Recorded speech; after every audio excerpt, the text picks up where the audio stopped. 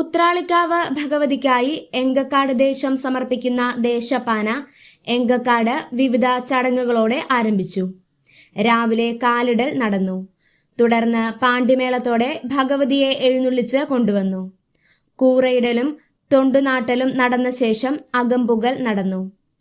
തുടർന്ന് കളമെഴുത്ത്, വൈകിട്ട് ദീപാരാധന, തായമ്പക, ലളിത സഹസ്രനാമം, അന്നദാനം, താലപ്പൊലിമയോടെ പാൽക്കുടം എഴുന്നള്ളിപ്പ്, തളിപൂജ, തിരി ഉഴിച്ചിൽ, പാനവലത്ത് എന്നിവ നടക്കും.